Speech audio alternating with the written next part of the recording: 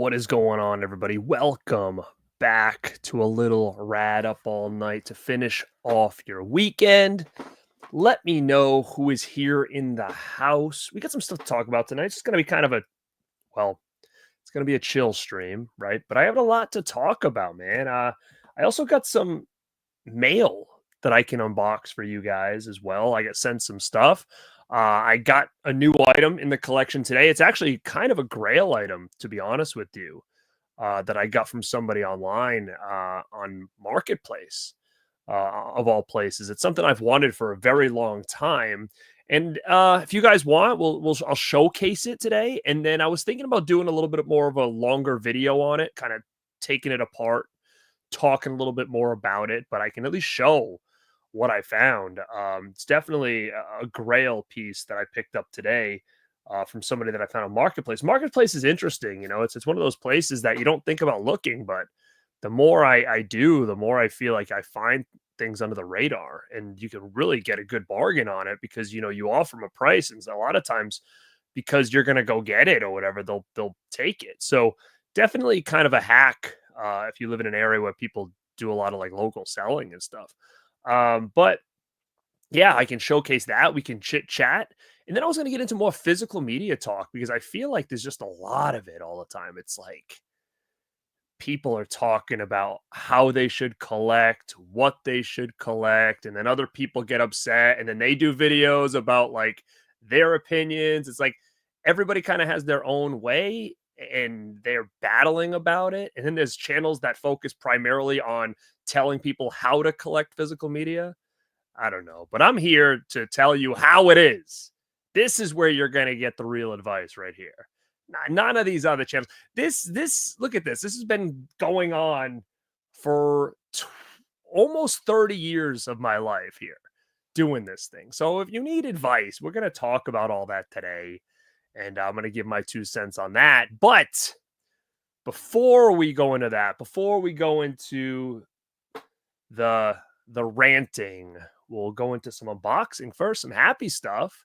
And the happiest stuff of all is you guys who's hanging out with me tonight. So why don't you go into that little chat over there and say what's up. I don't care if you're brand new. I don't care if you're an OG.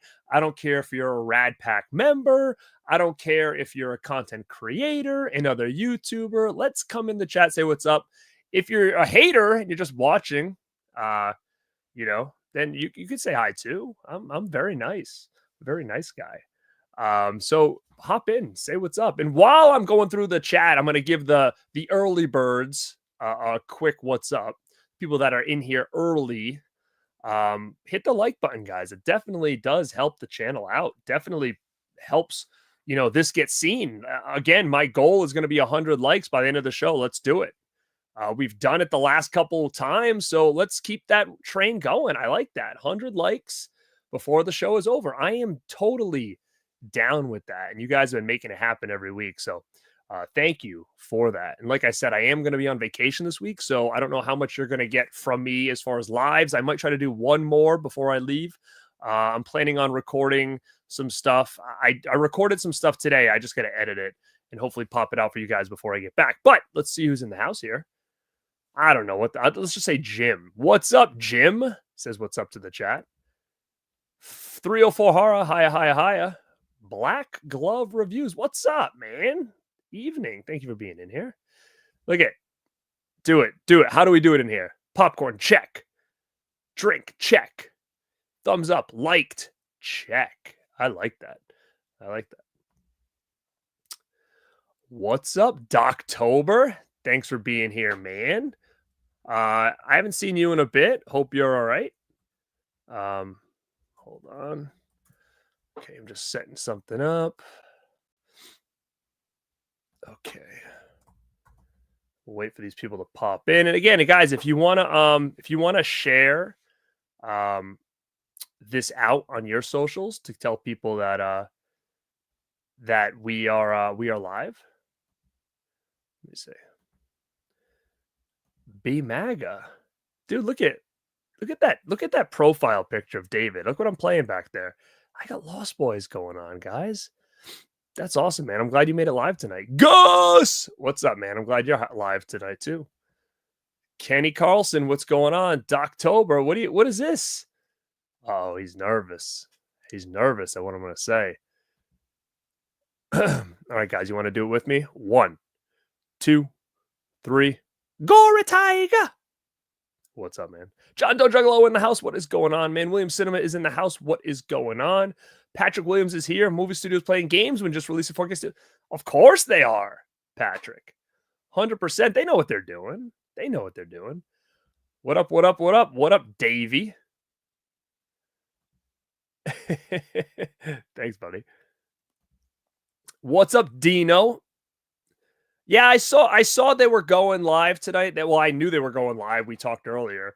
But I gave them a lot of leeway because I was going to go live tonight, but I'm like, you know what? I've already let them be on like an hour and a half, so they should be almost wrapping it up now. Thank you, man. I appreciate that.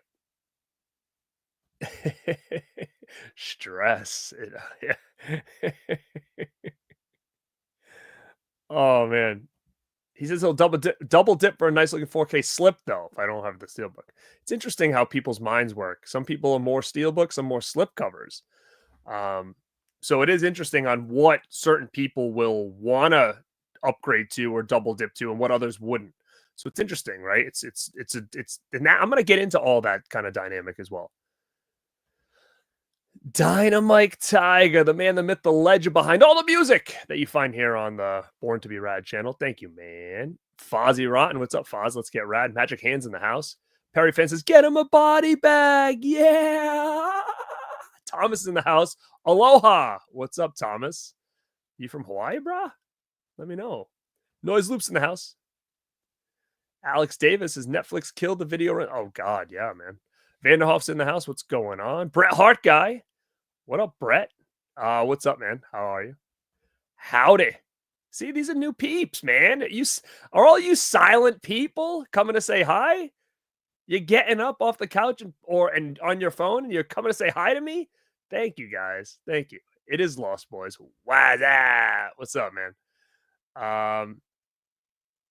Danny the Deadite, what's going on? Uh-oh, What Movie 1 here. OG Broski in the house. Go check out What Movie 1. The guy's an OG in the YouTube physical media movie community. Alex Davis says Ghoulies 3 is awesome. I talk about that. Hopefully you watched my video. I said the same thing. John Doe Juggalo, we will talk about this a little bit, but keep that thought. Let me see. Oh, thank you, man. It's like a crew shirt, it's what the crew wore back in the day. Look at that. Little Dawn of the Dead action. We just had Romero Day. What up, Happy Particles? YOLO. Hell yeah. Class of 99. I know a lot about Class of 99. What up, Danny?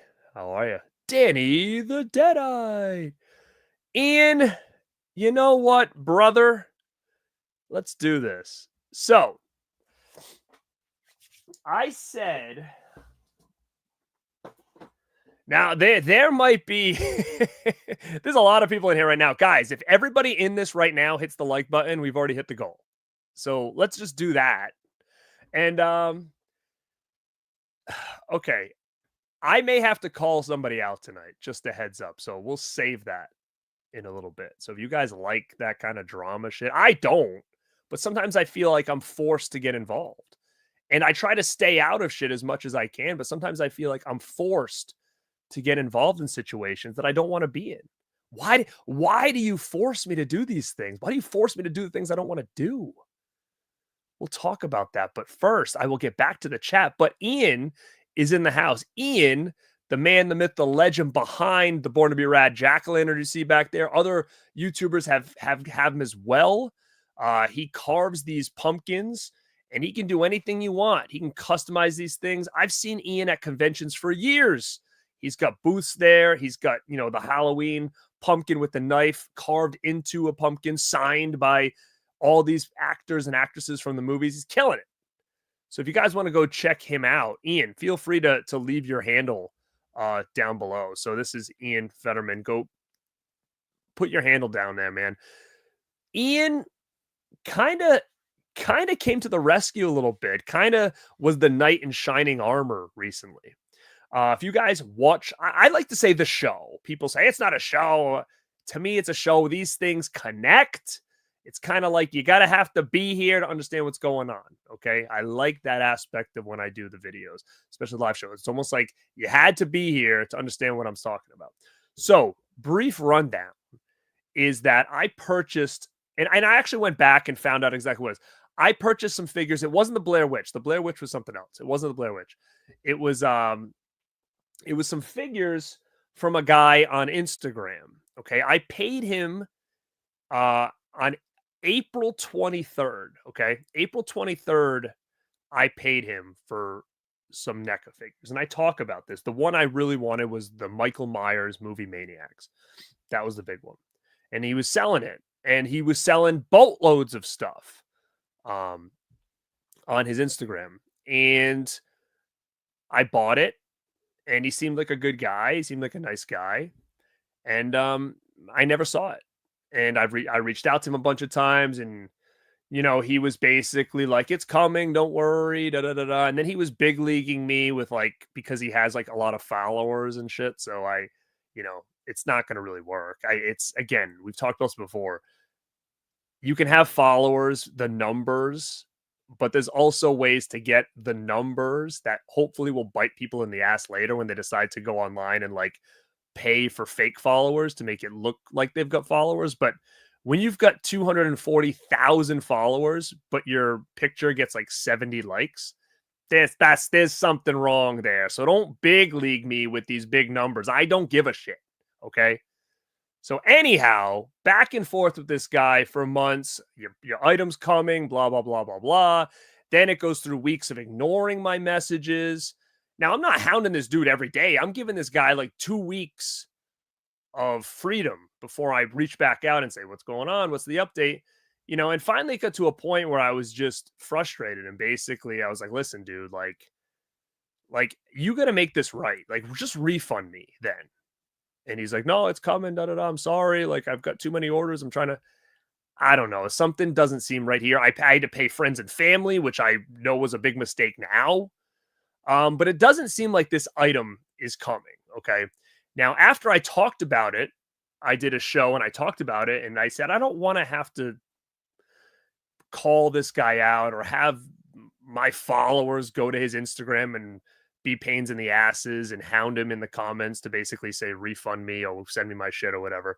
I don't have to do that. But, you know, and then I got messages because I was like, I'm not going to do it. I'm going to give him the benefit of the doubt. I'm going to reach out to him again. I reached out to him again and basically said, listen, I need a refund or I need my item, and I need the refund or a proof of like a receipt, like from UPS or USPS tracking number.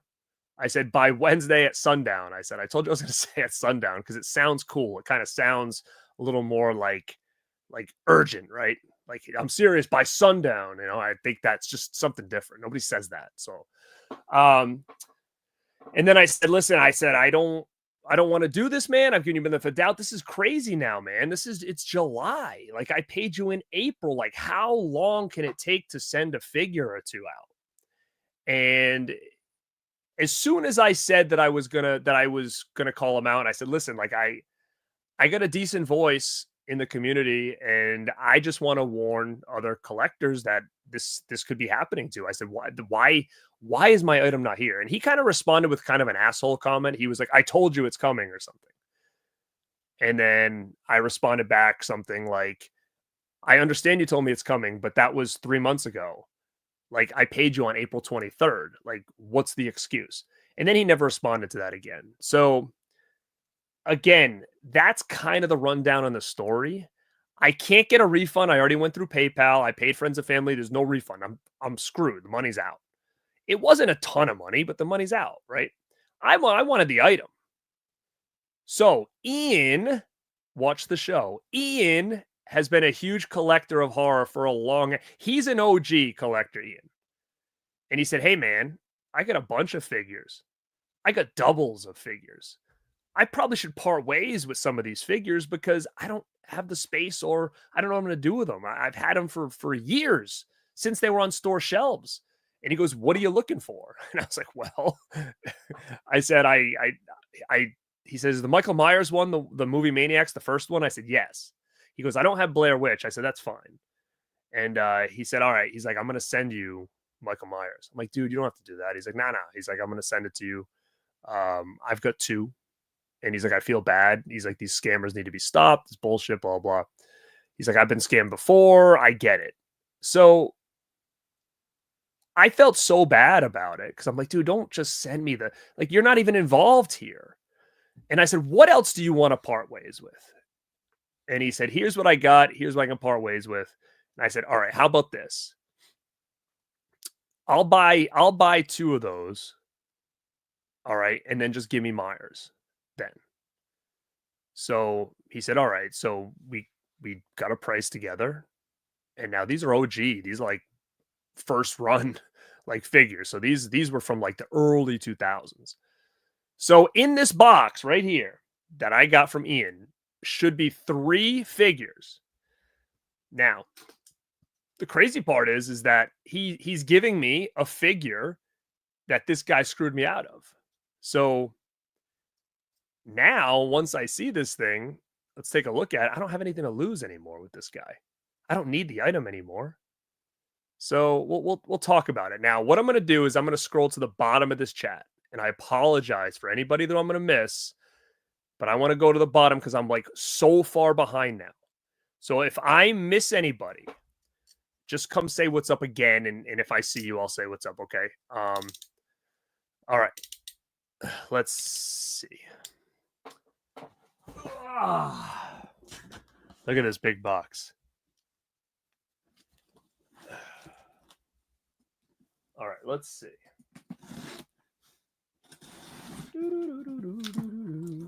Now, Ian's got, I mean, the one thing about Ian is he's got probably boxes galores from sending out those pumpkins. So, Ian, like I said, if you're in here, feel free to put your handle down. If people want to follow him on Instagram and they're interested in those things. Oh, Jesus. Oh, boy.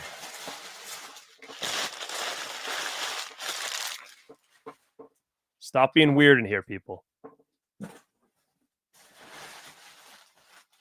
Oh, boy. Okay, look at this. These are wrapped up nice, baby.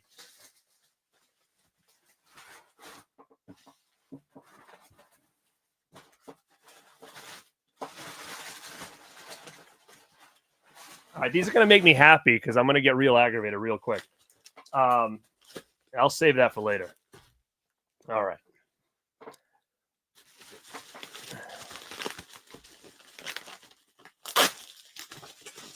Oh boy, these are vintage, man. And the thing about these ones, because I have a couple up there, you know, sometimes they get a little yellowy on the bubble. Let's see how this one looks.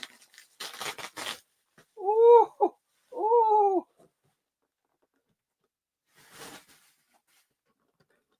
Look at this. That's an OG right there, dude. That is an OG Movie Maniacs figure. Halloween Michael Myers. Now look at, it's got the box is straight. Look at this. It even says right here. Where was this bought, man? It says $9.99. Something toys. Man, look at this. This is classic. Classic. Good condition, man. Wow. This was put out in 1999, guys. This is a 1999 Myers. They weren't doing horror figures until shit like this. This was different. This was new. These were on the shelves, and people were like, "Holy shit, we actually have some horror action figures." This is nuts. I love these. Oh, they're from Suncoast. He bought them all. Sick. Dude, this is awesome, man. At least someone came through. Um, Now, like I said, he said he was going to send me this, and I felt very bad about that. And I said, "What else do you have? I want to at least pay for some stuff." Okay. Um, Now I do have a couple. I see Mayor and him. Mayor, what's up? Um, it's been I do have some of these that are out of the box. Like I've got two of the OG movie maniacs. I have Freddie and Jason in package right there. I can see him standing on my shelf. But I do have a lot of these. Maybe even that Myers loose. Like I have a box full of like old McFarlane and NECA toys. I have like the Crow and stuff like that. But a lot of them are loose. I don't have a ton in package. I've got like I'm looking at right now. Like I have a lot of NECAs now in package. But when they were back in that bubble pack, like I didn't have a ton. I took them out. Like I have Reagan. I have Tall Man. I have Jason and Freddie Movie Maniacs. I have Michael and David, Lost Boys. I used to have a lot more. I sold a bunch back in like maybe 15 years ago. I sold like Sam Trick or Treat, Beetlejuice, Patrick Bateman. Like I sold a lot back then, which I kind of regret now. I sold 2003 Leatherface, a bunch of stuff that I sold that was all in package. So I'm kind of trying to like get some of them back again. Some of my favorites, some of the real old ones. But now these two, he mentioned a bunch that he had, and I said, you know what, I'll take these two. And he's like, all right, cool. I didn't own these. So again, it just made me feel better. I added these to my collection because I didn't have them, and it made me feel better to at least send him some money and not just get a free item and whatnot. So I picked these two because I didn't have them. Wow. Sick, dude. All right, so we've got Movie Maniacs, Leatherface, bloody Leatherface. Look at this. How sick, dude.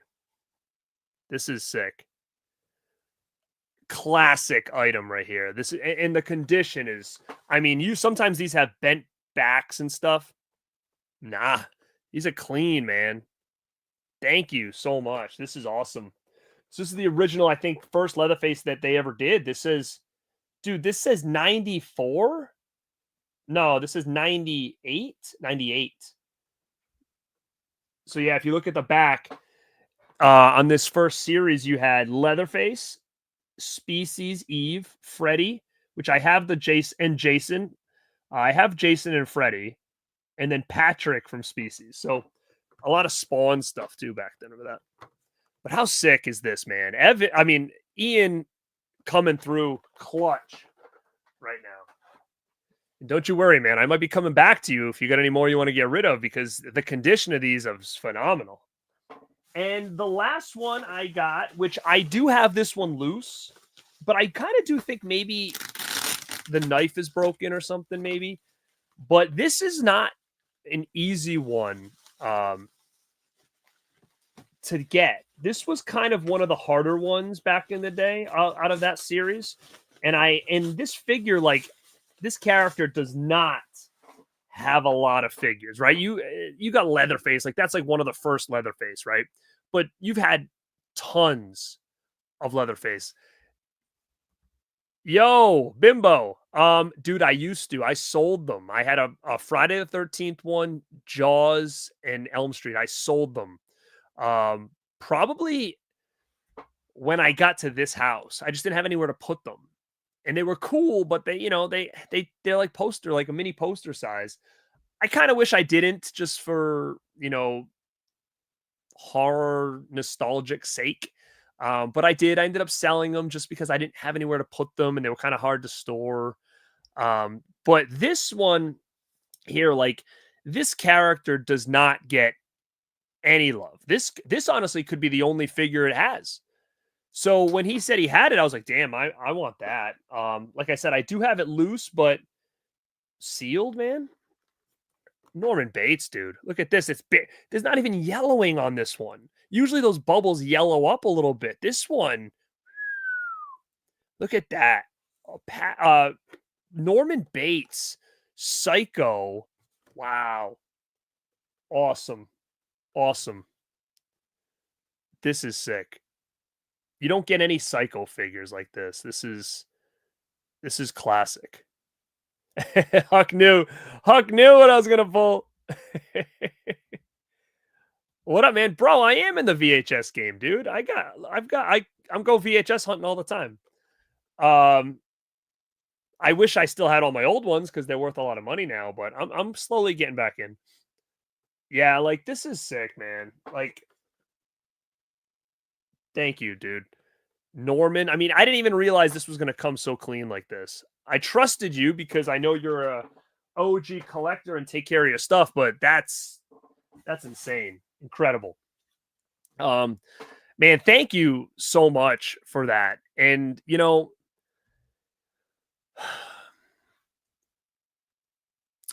don't need that Myers anymore, dude. I don't need that Myers anymore.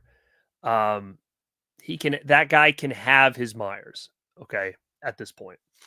Um, and a couple people reached out to me and asked me, why I didn't call that guy out. I should have done it. And I was like, I don't know, like I just don't like to have to like play that game, right? But it's at a point now where like I don't really have a choice, really. Like I just don't I don't have a choice. And the person that reached out to me about why I didn't do it, I said, I just don't. He's like, he ripped you off, man. He stole your money, blah, blah. It's true. He did. Um, but what really hit me was when they said, you don't even, and I said, here's the thing. I call people out and then I look like the asshole, right? Because now it looks like I'm starting drama. Because that's another thing around the community now. Everybody's like, oh, I don't do drama, but they do drama, right? Like they'll do drama without naming names, but they doing drama. I don't like to do drama. So I didn't want to do it because I'm like, I don't want to be looked at like, oh, he's starting shit. Then the person said to me, dude, what you're doing is you're now causing other people to get ripped off if this dude's doing it to other people too, because you're not going to say something. I was like, I guess you kind of look at it that way too, is that um me like not saying anything could be hurting other people besides me, right? So I don't know. I don't know what I do here. Do I just tell you who this person is on Instagram and go and blow them up and say refund Born to Be Rad his money? Because that's all I need at this point. I don't need the figure. I got the figure. But again, I don't I don't want to be that guy, even though I was totally taken advantage of. I mean, dude, April 23rd, I sent this person money. I don't think it's coming. I don't think it's coming at this point. I mean, this is not a big business here. This is just a dude on Instagram that told me that told me he was selling some shit. And the thing was, he was selling stuff. He's still selling stuff, right? So it's not like release the list, bro. All right, here's the thing. How about this? Let's get through the rest of the show. Let's get through the rest of the show. You guys voice your opinion in here. And then at the end of the show, based on everything you guys are saying, I'll say it is what it is. I'm just going to eat it. Or I'm going to say, get him. No, I don't know. All right, let's move on. We'll talk about this later. Put your 2 cents in here if you want to. Gory Tiger is 83 likes, guys. Let's get it there. Let's get us to 100. I mean, again, but like a part of me is like, he sells so much stuff that I'm like, I look through the comments and I'm like, nobody's mentioned anything about him not sending it to them. So it's like, is it just me? Like, like I don't want to something that I don't know. At this point, I just want the money back. That's it. Just send me the money back, and it is what it is. He can go on his merry way. But I also, he's got a cool collection, but I also don't. It's like I said, when you're like, oh, I have 250 followers or whatever. He says, oh, I sorry I didn't get back to you in time. I had 240,000 people in my inbox. No, you didn't. That's what your follower count says, but that you didn't have that in your inbox. Because if that was the case, your pictures would be getting more likes than mine do at like 8,000 followers, right? We wouldn't have the same numbers if that was the case. You wouldn't have 4 comments on a photo with 240,000 followers. It doesn't make sense. It doesn't happen.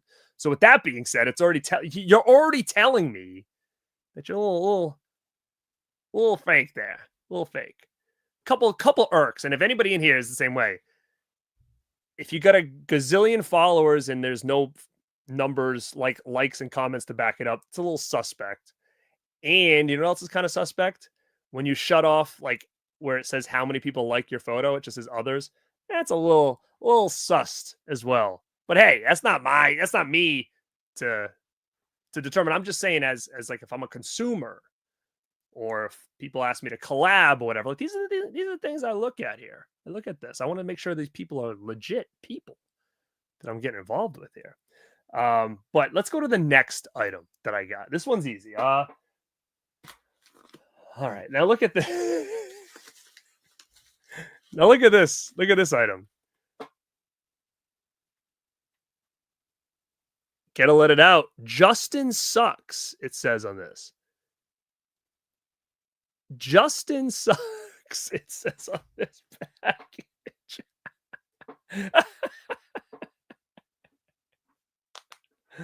Oh boy. Mel! I had a feeling you were in here. What's up, kiddo?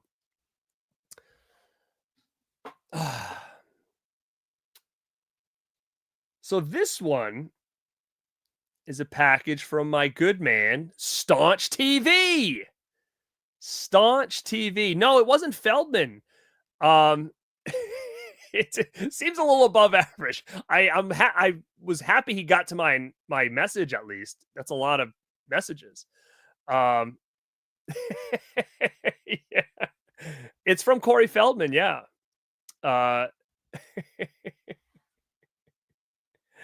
Oh man. But this is from Staunch TV. If you guys don't know Staunch TV, go check him out. He's a YouTube buddy of ours.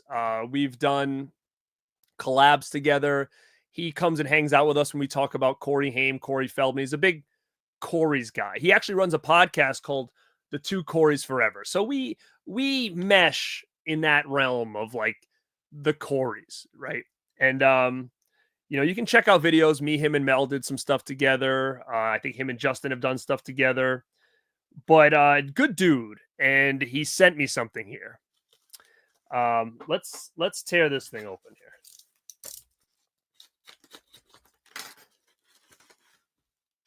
Oh boy.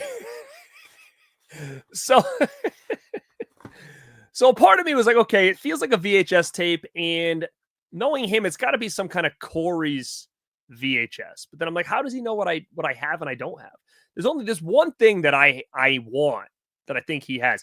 And if anybody out here can get me this thing or find it or has it buried somewhere that they never want to watch it again, is a Corey Haim VHS tape called, oh my God, who's in the house? What's that VHS tape called where he did like it's almost like he made a tape where he wanted to show you he's coming back. Yeah, the Coreys are on the TV right now. Hell yeah. It's Me, Myself, and I think it's called. If anybody has that Corey Haim, Me, Myself, and I VHS tape, I need it. Find me that. Corey Haim, Me, Myself, and I on VHS. I need that. This isn't a Corey tape. It's kind of a next best thing, though. We got Alyssa Milano, Teen Steam. Wow, look at this. Alyssa Milano, Teen Steam VHS. How sick. I was a huge Alyssa Milano fan growing up. So, wow, what is this? What is this about, man? Let's see. What is she doing in this? Dancing? She's working out? Yeah, okay, here we go. I put together a dance and workout routine to help me cool out, keep my body fit, head straight, and I call it Teen Steam. Now I want to share it with you. I made this video where I have my routine. You'll meet my friends Michelle and Tiffany and we'll work it out. Whoa. Eli, 100% you need to find that for me. Don't listen to Mel. Um Look at this. Alyssa Milano workout tape. I should do a video doing the workout with Alyssa. How's that sound? Maybe that's a members only kind of video. I got a full gym here. I could do that. But I know I don't have my VHS player in there. Um, Hell yeah, man. Thank you. Teen Steam. I've actually never even heard of this thing. I've actually never even heard of this. So let me see if there's anything in here. No, Teen Steam. This is unique, man. Love it. If I ever met Alyssa, should I ever sign that? Or would she be like, "You're a creep. Get away from me"? Oh, but he brought me some goodies. There's some goodies in here. I got to keep this package though. I got to keep this package. I'm going to send this to Justin. Justin sucks. What the hell? Dude, look at this. I got an unopened pack of cards from the movie Bingo. I had no idea they made cards for the movie Bingo. That is wild. That is wild. Oh my god. And then I got some two Corey's Forever podcast stickers. These are sick. I got a bunch of them. Anybody want one of these? Oh, look at this. I got a big one. This is going on the wall in here somewhere. That's for damn sure. Two Corey's Forever. Wow. Thank you, Staunch, man. Appreciate that, dude. This is sick. Thank you, man. Yeah, yep. Corey had a good crop of girlfriends back in the day. I'll tell you that much. Cole Eggert, Alyssa Milano, Lala. He had a lot. Who else was the? Oh yeah, I was gonna say I watched Alyssa and Drew Barrymore were talking on a show, and they were like, "We both dated the Coreys." Can I do metal vocals? Not really. Not really. My voice gives out too easy. Oh, I love Bingo. Heck yeah, man. Get that gym in, buddy. See you, Gus. Do the Teen Steam workout tomorrow morning, man.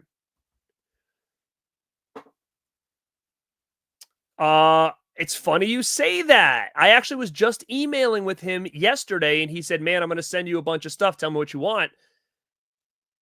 I'm going to get those. You're right. I have them for my Lost Boys stuff. Yeah. I'm going to get some of those for the rest of them. Good call on that because I have to send him a list, and then I'm going to do a video on it talking about some of the new ones that I got. Poison Ivy, between the two of them, Drew and Alyssa, those were like my two favorites back in the day. I just have the Blu-ray. What's my favorite 90s food? I'm always going to resort to pizza on anything. I think that's ultimately pound for pound probably like my go-to. Like if I want something off plan, I'm always down with pizza. That's always an easy one. But if I have to think of like 90s food that doesn't exist anymore, I don't know. I'm not sure. I liked Surge a lot back in the day. 92 likes, baby. Let's go. We should be way ahead of that. Way ahead of that. A couple things. I did get Full Moon sent me this Blu-ray of Arcade. I assume this is probably coming out soon. I do like this movie a lot. I have the DVD. I probably can do a giveaway on if anybody doesn't care about format. But they just sent me this in. I got that in yesterday. Haven't had a chance to check it out. Let me see what you guys are saying. Do I have a dream car? Kind of like an 80, a white. I mean, again, I could be like, oh, I want the Lamborghini or Ferrari from this. I could say that. But I mean, I would love like an 88 white Corvette or something. Like I want something really stylish, sporty from the 80s. That's a dream car for me. To get something like that, something like a Corvette, I mean, obviously a Lambo would be sick, but I mean that's kind of a little bit much. If I could close my eyes and it pop in my driveway, then sure, I would get like a white Lambo similar to the ones from Miami Vice. Hell yeah. Those would probably be dream cars right there. Dude, 100%. I miss that shit all the time. All the time. Turtle pudding pies were bomb, dude. Uh they were fire. 100% they were. It almost kind of had like a weird it was almost like the taste kind of felt like if you know like those Boston cream donuts kind of with that it's kind of like a similar taste I feel like inside. Um check out a Eternal Castle. Oh wow, that's cool. You know what I just watched? I just checked out that new documentary called oh my god, what the hell is it called? It's from the people who do In Search of Darkness. It's the video game one. So cool. So cool. The video game horror one because I wasn't a big gamer like I never had oh no, I lied. I had PlayStation, but I was more of like a Sega Saturn N64 guy. Um but I had PlayStation 2 so like when Resident Evil and them, like I played that, I played Silent Hill, but I never really played them like really hardcore. So to kind of see these things in the documentary was really cool to see. And some of these older titles too that I never heard of. I remember playing Alone in the Dark a bunch of times as a kid and really liked that too. So it was really cool to go back in time and look at some of those. I think it's called Terabytes. It's really cool. It's really cool. Um, yeah, I have a white car now, but I would definitely probably stick with white if I was to go back in time and grab something from then. I would probably say like mid to late 80s would be the years that I'd probably want something. Um, yeah, like I mean, my car is modern. I mean, I'm kind of due for a new car right now. But, I'm taking my car into the shop tomorrow to get a lot of body work done to it and stuff. So I'm going to try to keep this as long as I can and just really give it a lot of TLC and get it back to, like, basically like new, as much as I can. So, yeah, I've kinda been a little bit lax on it, which is unfortunate because it's a nice car, and I feel like I just haven't put a lot of TLC into it. When I used to have a lot of like Civics and shit when I was growing up in my 20s when they were the big thing, and I was getting that thing detailed like every 3 months. I was waxing it every Saturday. I was like those things were like spotless all the time. This, unfortunately, I just haven't had that kind of time to do it. So I'm on vacation this week. I'm going away, so I'm going to drop my car off at the shop and just let them do all the things to it. And when I get it back, I'll just, hopefully I can keep this thing for quite a while. But yeah, I don't want a car payment now. Cars are too expensive now, and to be honest, this is fine. I don't feel like there's been a lot of nicer new cars late over the past couple of years that I would need to change it, unless this was broken. I mean, that'd be the only way. Um, Yeah, I see all those cars, dude. Sick. Do I like Big Bad Beetleborgs? Sure. I mean, I remember the show um back in the day. All right, what else do I got? All right, and the last thing that I got was something I got today. I picked it up today from a guy on Marketplace. Like I said, Facebook Marketplace is kind of a lost area for you looking for things like VHS, DVDs, collectibles, and I'm always on there, and I always just kind of type in horror and just kind of see what people have. I came across this. I was like, oh damn, this guy's only like 25 minutes from my house. So I offered him a price, and he accepted it, and it was something that I've wanted for a long time, and it's always just pretty pricey. It's just out of my price range usually. Sometimes it comes not complete. So this item is pretty cool. And I don't know if I want to, I'll show it quick, but I think I want to do a better video on it. So I don't want to kind of spoil it now, but check it out. The Nightmare on Elm Street board game. Look at this. Look at this. How sick is this? This is from the 80s, guys. This was on Facebook Marketplace today. And I've wanted that. There's two of them. There's two of them. This one I think is the first one. There's two. There's this one and like a different one in like a blue box. I need both. Um, but that one I think is that I think is the original one. This came out in like 87.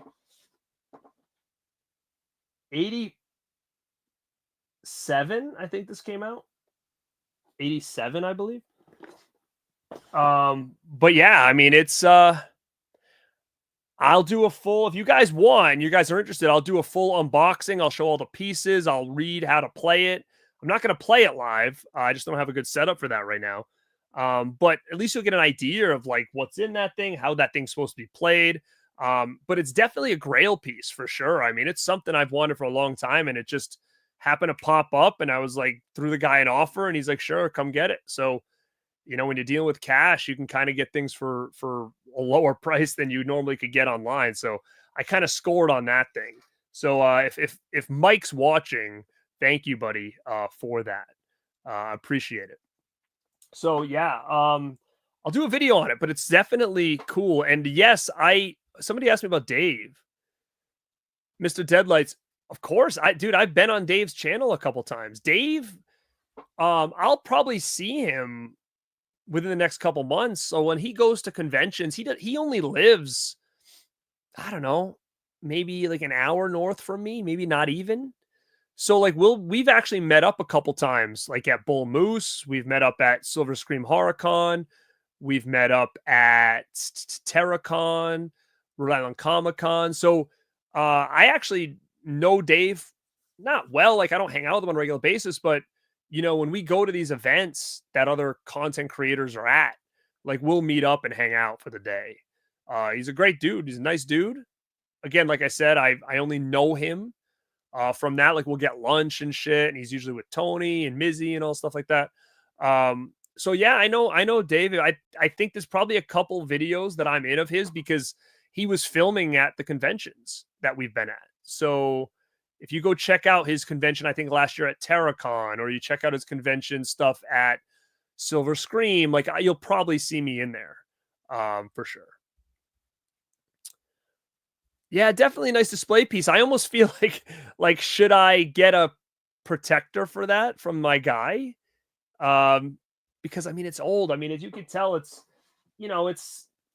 it's fine, but like the corners, you see the corners are kind of tearing a little bit. But it's complete. Everything's in there. And there's some stuff in here like that's not even punched. So there's a couple unpunched things in here too. So, for a game from 1987, I mean, it's pretty damn cool. As far as the quality of it and the condition.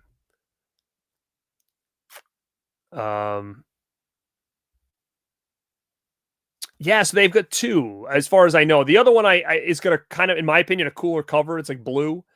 That one looks a little bit different as far as how to play it, for sure. Thanks, Maga. 97 likes, Gory. Guys, where's my 3? Where's my 3? Yeah, MG. We did. See you later, William. Bye, Goulash. Later, guys. D, what's up? I know we've talked it to death, but I got to say, a post on Instagram the other day with England and all the women from the series and them started playing. Oh, of course. I mean, Robert's great, man. I mean, the box set, like I'm excited for it, obviously. So, as we kind of go through what I was going to talk about today, this is kind of the part that we can kind of talk about the physical media, right?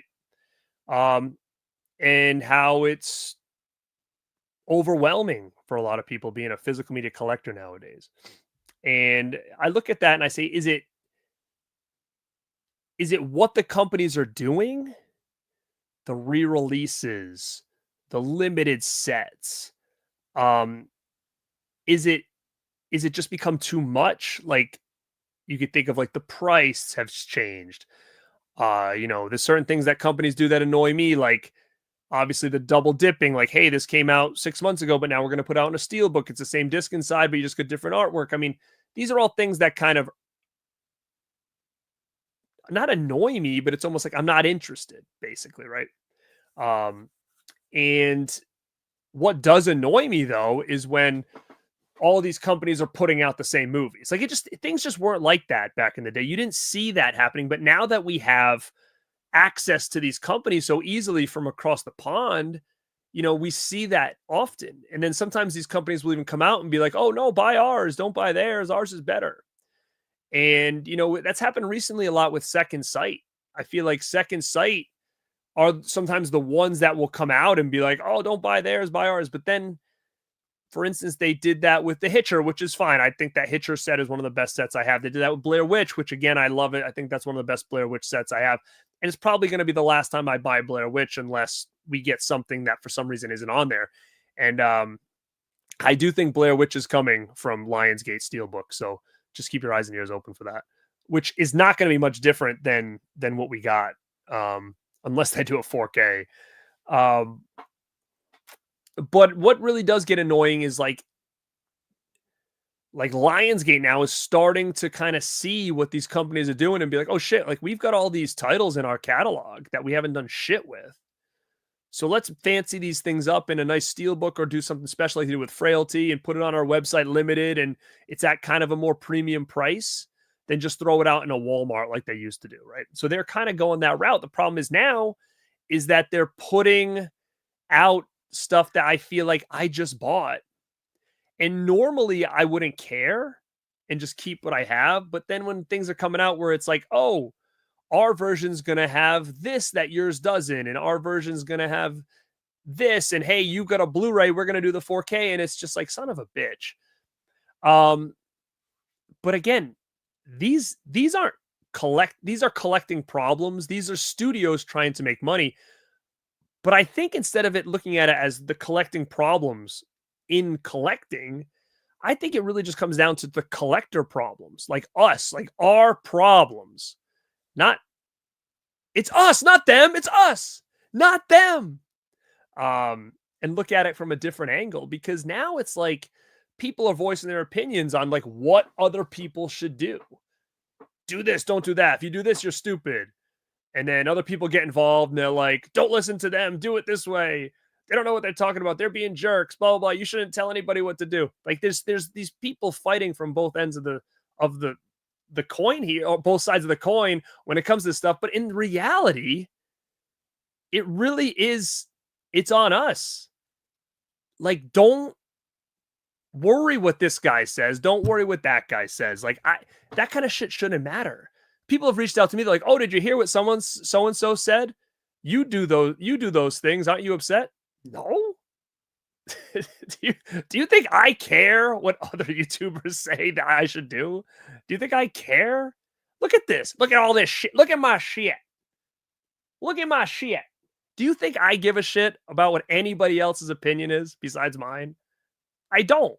And I don't think anybody else should either. So what I'm here to say is the stress, lose it. It's not necessary.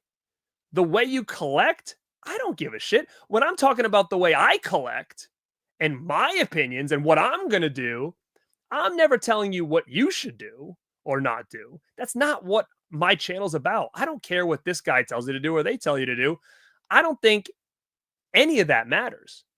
I think too many people are focused on stupid shit, where in the grand scheme of things, my goal is to keep physical media alive.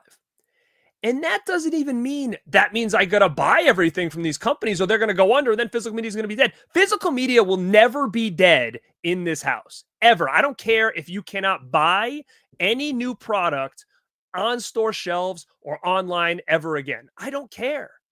This is always going to be here. I can go to any thrift store and buy physical media. I can go on eBay and buy physical media, whatever. So sure, I don't feel obligated to continue to buy all this stuff all the time. I'll buy stuff, sure.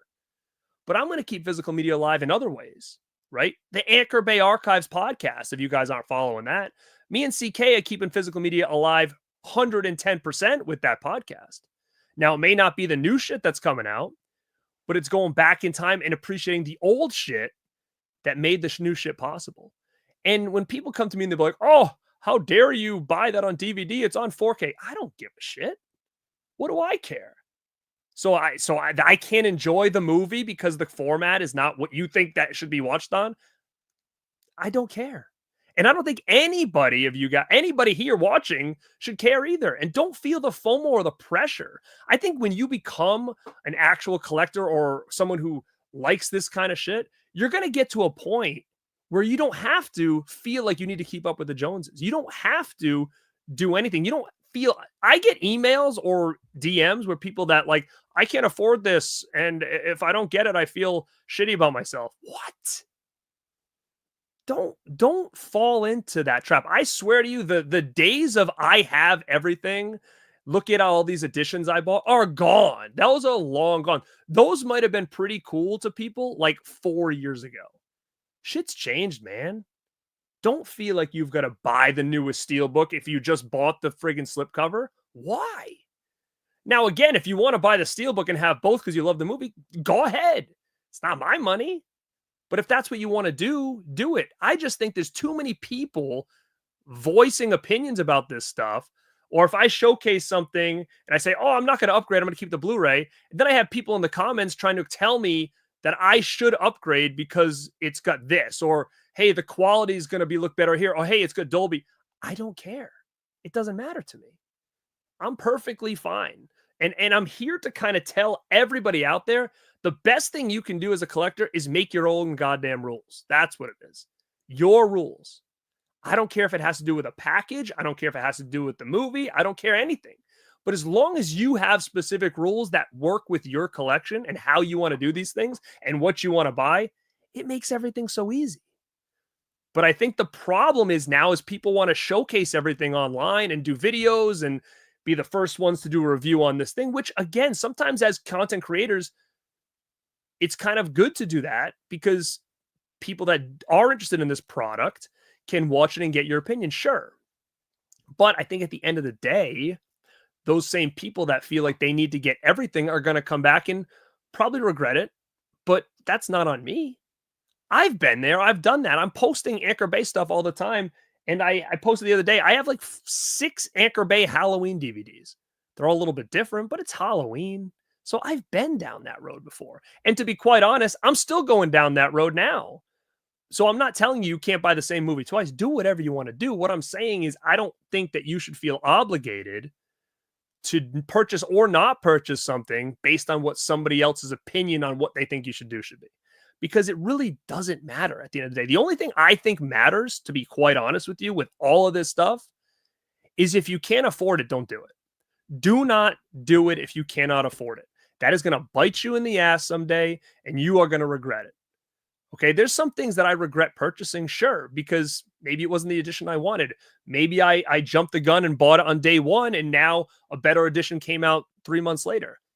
Hey, that's on me. But there's not anything I regret buying because of a financial reason. There's nothing I bought financially that I'm like, oh, I shouldn't have bought that. Now I can't pay my bills this month. No, I wouldn't buy it if I didn't have the money. I have 0 credit card debt. 0. Because I don't spend it stupidly like that. But that's the only thing I'm saying is if you can't afford it, don't buy it because it's going to bite you in the ass. As far as anything else, buy every Steelbook with a slipcover. I don't care. Doesn't matter to me. It's your collection. Have your own rules. And I'm going to tell you right now, when it comes to all these new things, these double dips, all this stuff, guess what I'm buying right now? And this is Garrett. This is me. I'm buying Anchor Bay DVDs, VHS tapes, and occasionally we'll upgrade some of the new shit that's coming out. I bought Mac and Me. Why? Because it's a cool ass Mac and Me edition. It's probably the last time I'm going to ever buy Mac and Me again. It's probably the definitive Mac and Me set. I'll never need to buy that movie again. Okay, I bought that. Now somebody asked me, did you buy Rage Carry 2? Not yet. They're like, why? It's so good. I like Rage Carry 2. I have a Scream Factory Blu-ray. I have a DVD of it. Do I need Rage Carry 2 today? No. I will get Rage Carry 2 perhaps when it's half the price in a year. I don't need that right now. I don't need Let's Scare Jessica's to Death. I have it. I have a DVD and I have the Scream Factory Blu-ray. I don't need that right now. People ask, oh, why didn't you pick that up? I don't need it. Oh, you don't like that movie? No, I like that movie. I have it twice, but I don't need this edition right now. Maybe I get it someday. Maybe I don't. But I think the whole thing on Do you buy slipcovers or not? Hey, that's stupid to buy slipcovers. It's not your collection. Anybody can do what the hell they want. So this thing of absolutes or trying to convince people X, Y, or Z is so stupid, nonsensical, and silly that you're just wasting everybody's time. It becomes a big drama fest, and then it confuses the collector more. So I'm here to tell you to do whatever the hell you like to do. I'm having more fun buying another edition of Halloween from Anchor Bay than I am getting anything new from these studios. But that's me. Because why? Because I am going back to a place where I was at my happiest being a collector, going to the store, finding this, doing this. Now we're doing the podcast, so I want to find certain editions. I want to go back in time and find these rarities that maybe I couldn't afford or find back in the day. That's what's fun for me now. And guess what that's doing? That's keeping physical media alive. My love for physical media now is more important finding that kind of stuff and bringing things back from a horror physical media history aesthetic, right? That's what's keeping me excited about this. Not, holy shit, I got to buy Return of the Living Dead again. Like that isn't working for me anymore. But again, I'm not telling you can't. I'm just telling you what I'm doing, but I don't think that you should let anybody tell you what they think you should do. Because all that does is cause stress, right? It could cause financial stress, mental stress over movies. Silliness. Makes no sense. But I think that everybody should look at their collection and be happy with what they have. And as long as they have rules, they shouldn't feel FOMO, okay, at all. I don't feel FOMO. There's a lot of stuff that's out that I don't have. There's a lot of stuff that people are showcasing that I'm not going to buy. I don't need it. I don't want it. But I think when you're in the idea of like a content creator, somebody people are coming to, like the channel, as you notice, I'm not doing a ton of new release reviews anymore because I'm not buying as much. So I don't feel obligated to do that. Some I will. And when you do see a new release from me, you sure as hell know that I'm excited about it because I wouldn't be doing it. I wouldn't have bought it. I mean, there's companies, like I said, I just got this from Full Moon. There's companies that will send me stuff. A lot of times now I'm saying, don't bother. Thanks, but no thanks. I appreciate it, but I'm good because I don't want to feel obligated to have to watch it and review it. I just don't. So again, I think when it comes to keep physical media alive, it should not be stress because what happens when you're stressed over something? You don't want to do it anymore. So if this is something that you truly love and you're passionate about it and you feel like it makes you happy in whatever which way, you need to find the avenue that's going to do that. Not what this guy said over here or that person said over here. Or if I buy something, someone's like, hey, it's about the movie. No shit. This is all about the movie. This is the stupidest thing I ever heard when someone says that. If I wasn't doing this, well, it makes no sense. If it's not about the movies, why would I be having a channel about the movies? Why would I have all this shit over here for the last 30 years of my life if it wasn't about movies? It's a stupid thing. But again, do what makes you happy. That is the key to all this. And we're all going to keep physical media alive. You know how? By showing up and watching shows like this and other people that you like that are talking about this kind of stuff because we're all a community. It doesn't matter if you're collecting VHS tapes. It doesn't matter if you're collecting DVDs. It doesn't matter if you're buying every single new 4K release. It doesn't matter. It doesn't. We're all part of the same community and we're going to find the people that agree with us. But I don't think we should try to force feed our opinions on everybody else because then what happens is then when their opinions don't align with what you're telling them to do, they get stressed out and then they reach out to people like me or anybody else saying, I need a second opinion. Like I'm a doctor or something like that. A second opinion, like do what you want to do. It doesn't make any sense. Well, this person said this and that person said this. What do you want to do? That's what I say. What do you want to do? I guess I don't need it. Okay, then there's your answer. Don't need it. So what? You can't post on Instagram? I'm sure you got like 1,000 other DVDs or Blu-rays or whatever you can post on Instagram tomorrow. Because if you notice on my page, I'm not posting a lot of new shit. I'm taking whatever I want. It could be anything. I'll post a DVD from 1999 and it get like 300 likes, or I could post the brand new Steelbook of Jaws and get 300 likes. What does it matter? All I'm saying is that Dr. Rat. All I'm saying is I feel like there's just so much of this talk that's unnecessary. And I think what it is a lot of times is that people like to do this for views and it's pointless. It doesn't make any sense. If you're confident in yourself and comfortable with your own shit, then none of this matters. None of this.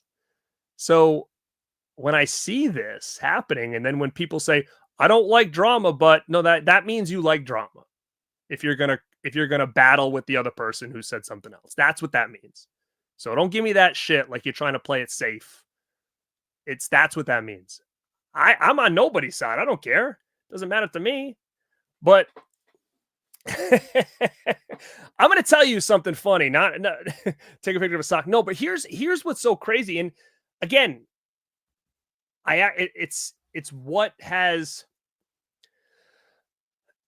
opened my eyes in a weird way, which could be good or bad, because then I'm like, am I focusing on the right things or no? So if you guys don't know, I'm a fitness professional, personal trainer, fitness coach. I have my own personal training business. I train people in person. I train people online. So if anybody watching this wants to start a fitness routine and needs somebody to coach them online, you can contact me and we can talk about the options I have on that. And sometimes it's just programming. Sometimes we'll do like maybe one video workout and then I'll program for the month and whatever. I've done it with people who watch me on here. I do it with people all over the world. And I see people in person. Okay. So probably I'm going to say post COVID up until maybe, I'm going to say from probably 2018 to 2022 ish, I would post on my fitness Instagram at GPS Coaching. Every single day, I would post some kind of motivational quote, health, tip, exercise breakdown. I would say if you have shoulder pain, instead of doing an overhead press, do an incline dumbbell press, and I'll show a video. Like these are images or content that I had to build. I had to film a video. I had to build something on Canva, and then I had to it was a lot of work, and it was giving real good information for people. Okay. Now what's crazy is I would get like 50 likes. Okay. Let's just say it's 50 likes. And I basically took a lot of time to make it. I'm giving real good information out there. 50 likes. Okay. Move on. Next day I do something else. 60 likes. Next day I do something else. 30 likes. Okay. So it hung around in that ballpark. Always pretty much. I didn't really get a lot of over 100 likes back then. And I was doing it for a long time. And then when I started the Born to Be Rad brand and started doing YouTube after COVID, because I had all this equipment and I had a collection, I'm like, oh, wow, I can talk about this on here. Something I've always wanted to do. I'm just going to do it. And then I made the Instagram and, I'd post a picture of Texas Chainsaw Massacre Steelbook in front of some neon lights. And it's like 200 likes. I'm like, what the hell? Like, what is going on here? And it just shows how powerful a small community like this is. I put all this work and effort into real information to help people.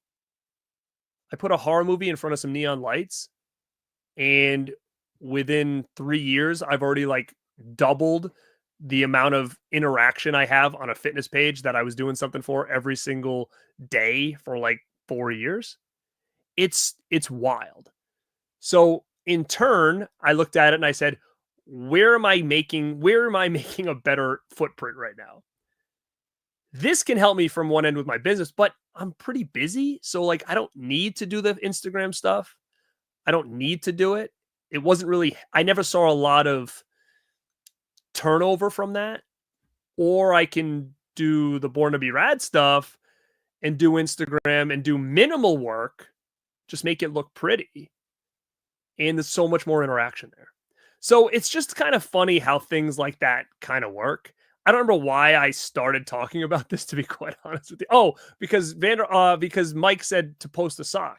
Sometimes it's that easy, right? Like it's finding an audience. Like I think maybe the fitness side is so saturated that maybe people just don't see things, right? Where in this one, maybe it's a little bit less saturated. I don't know. But anyway, long story short is I have an Instagram page that I don't do much on anymore because it wasn't giving me enough turnover. I'll post every couple weeks just to keep my name out there, but like, not like I was, but it just goes to show that sometimes you got to look at what's making you happy. You got to look at where you feel like you're making a footprint, and you can't be 10 places at once. So again, how to cut back your sodium intake? Stop eating junk. Put down the chips and drink a lot of water. Um, it's not, that's the hardest part sometimes. What diet am I on? I'm on the same diet I've been on for almost my whole life, which is just don't eat like an idiot, have a lot of protein. And if you can do that consistently all week, then you can give yourself a nice cheat meal or cheat day on the weekend. That's always what I've been on. Now, obviously, as I get older, you got to change some things up. It's not as easy as it was before, right? So you got to change some stuff up.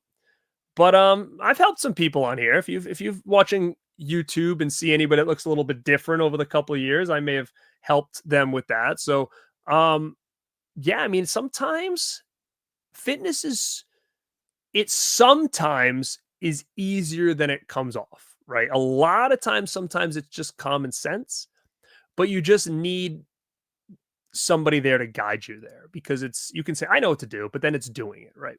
And that's mostly when it comes to the food stuff. Obviously, if you have health conditions, or obviously when you get older, or if you're in menopause or stuff, things can get a little bit shakier. Like you got to be a little bit more strict, or maybe you need a better strategy. But normal person, I'm going to say, are probably just not doing anything right. And that's probably why they aren't seeing the results. Where even if you just change one thing, but you do it consistently, you'll see a little bit of results. And then when that plateaus, change it again, do something. So again, sometimes it's not as tricky as it seems when it comes to that stuff, but there's always, people always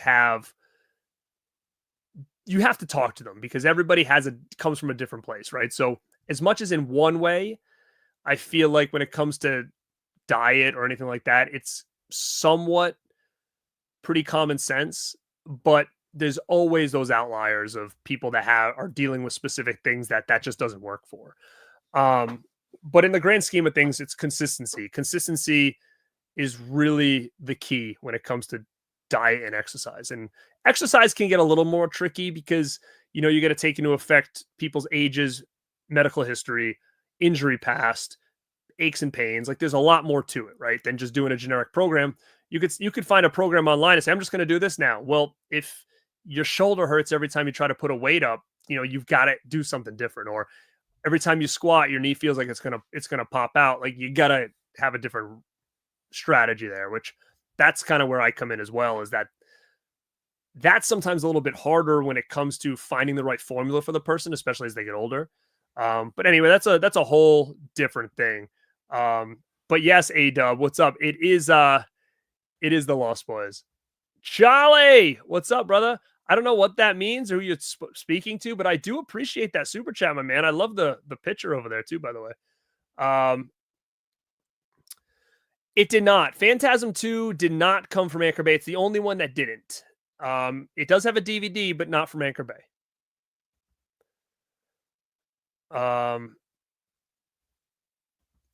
Yeah, man. Like I said, if you guys need any help or whatever, I can give you some options.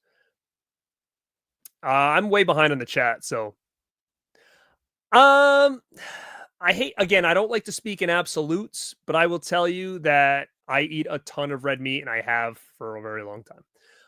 I have some clients that say I'll never eat red meat. My doctor said not to, and I say okay, then substitute it with something else. I have another client that literally only eats red meat. He's on carnivore. I mean, he literally only eats red meat. He's in his 60s. And he's in the best shape of his life. So it again, there's so much, like, it depends when it comes to health and fitness. It really is. There's some people that will be like gung-ho on one end of this, like the physical media world, One person will be steel bricks are the best. Other people will say slip covers are the best, and they're not hearing anybody else's side. Okay. So again, it's similar. Like if you go on carnivore pages, they're going to tell you everything about carnivore. That's great. And if you go on the vegan websites, they're going to tell you everything about, and they don't get along, right? But the one thing I will say is no matter which diet you look at, I don't care if it's South Beach or even when paleo was big, like it doesn't matter. The one constant is always high protein. It could be high protein, low fat. It could be high protein, low carb, right? That's always the one constant. So when I'm trying to think of what's the easiest thing for a person to do to see results, it's increase your protein 100%, because that's always the factor. And then what happens when you increase your protein and you focus more on the protein, because now you're eating more food, the other stuff like the carbs and the fats and the junk is going to go down automatically, because you're going to be so focused on the protein aspect of it that everything else is going to become more minimal, and you're going to see some kind of result. I 100% guarantee that. But it can't be like I did it for one day and then I went back to my old way. No, you've got to do this every day for 30 days. And again, I mean, I have a program that I've done with people. It's like a 30-day reset diet, and it's 99 bucks, 30 days. I give you all the rules that you need to follow, and it's basically like, follow these rules for 30 days. Don't sway from these rules for 30 days, and you'll see results. And I guarantee you'll see results 100%, but you have to follow the rules. That's the only thing. If you go off of it, I can't say anything. I can't say, oh, it didn't work. It didn't work because you didn't follow it every single day, all day for 30 days. So again, it's a very easy thing to follow, but it does force you to kind of change your norm, and that's hard for people. But that's a whole. We're getting on a tangent about fitness. Thankfully, we still have a lot of people in here. They haven't left me yet. But sometimes when I get talking about it, like I said before, maybe if you're a member of the channel, I'll do some like fitness only live Q&As. That might be the only way this works. And I know people said, oh, you should do some workouts for us. I could make a tier, maybe like a member tier, where it's like you get all the membership stuff plus fitness content. And again, that could be an option. I just got to see if it's worth it, because that's a lot of work for me, every month to film a new workout and edit it and post it for you guys to follow along with and add new lives. And, so I mean, again, if it's out, if people are interested, then it's definitely a possibility to kind of start to connect the two, but more on the member side of it. So it doesn't hurt the channel when all of a sudden people are at my channel for movies and they see like best bicep, like they're not going to want to see that. So it'd have to be kind of, here's my core audience, and then the ones that want to learn about this stuff, they're over here. It's like kind of the only way I can make it work. How many VHS tips can I bench? I don't know, man. My bench hasn't really gotten much better, but nor worse in a very long time. So, I mean, I'm getting old, man. So the fact that I can still do what I can do, I'm very happy. So, it's the same thing when it comes to all this. Like, I'm very content with all these different things. Of course, when I look at myself, I want to look better here or do better here. Or, hey, I look at my collection and I would like to get one of these or some of this. There's always those little things. But overall, I'm content with all this stuff, with this and with the fitness, because I'm consistent. That's the key. But that's what I wanted to really talk about. It's 100% self-discipline. See, like Wet Movie knows, man, he's been through it. He's been through it. It's hard. It takes a lot. It really does. I'll get back to the chat, guys. Why don't you guys come? I'm going to say, you know what? Let's go another 10 minutes. Whatever you guys want to know, throw it down there. If you want to just come say what's up, if you're still hanging with me, come say hi in the chat or come say bye in the chat. It's getting late here in the East Coast. But now this is on you. If there's anything I talked about with the physical media, the stressors, and all that other stuff, let me know down below your thoughts. Do you agree with me? Disagree with me? But again, I think it really just has to do with all of us loving physical media in different ways.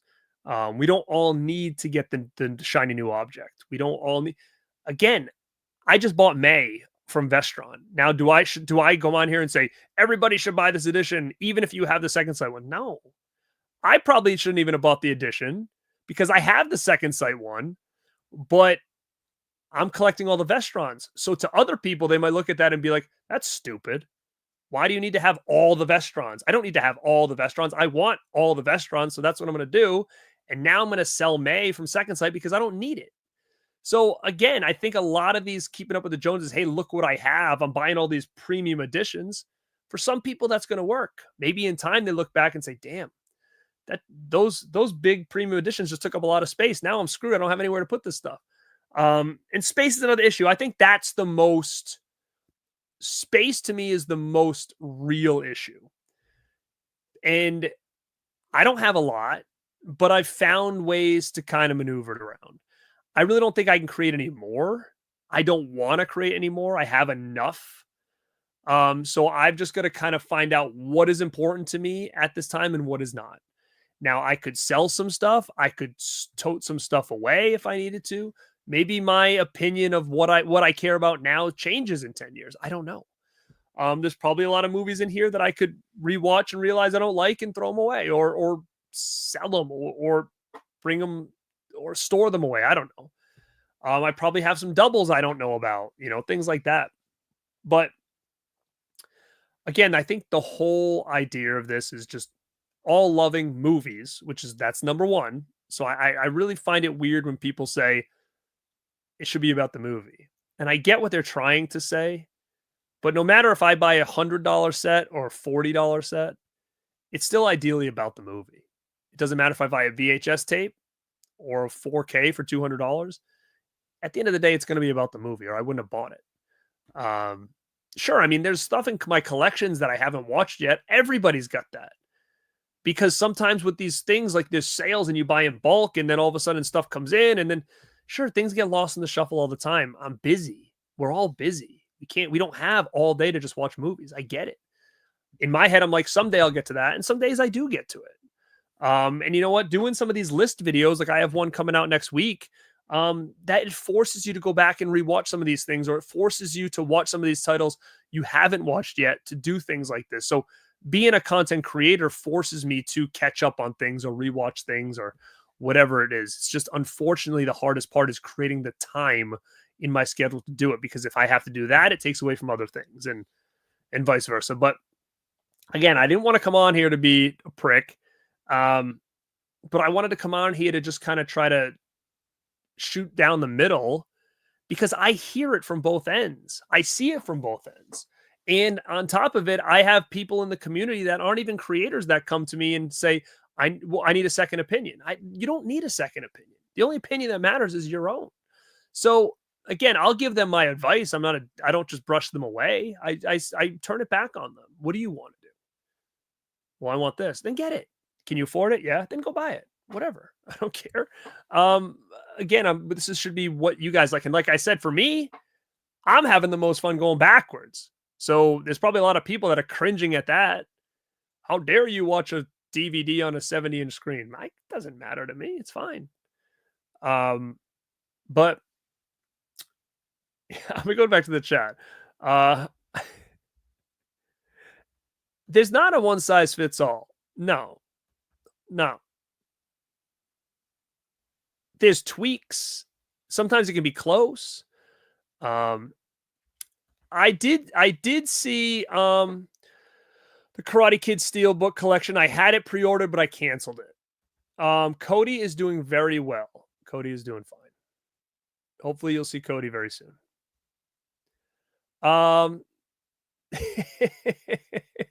Take Chucky out of the box, don't say anything, so see if anybody notices. That would be a funny idea.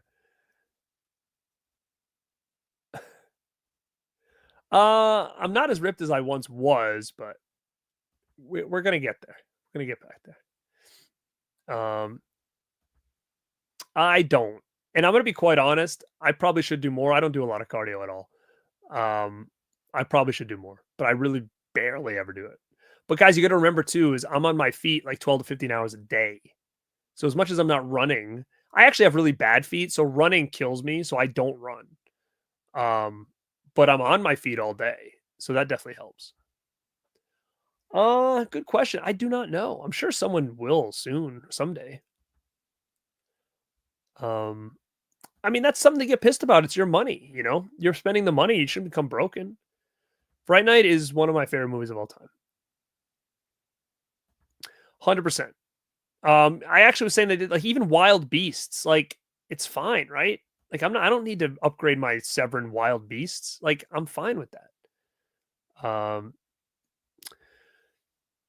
Second sights are nice, right? But they do look very nice. I totally agree. But, like, the other day, Lionsgate announced that they're doing High Tension, and I'm hearing that this is like a better edition than what Second Sight gave us. Second Sight, I guess, I'm trying to think.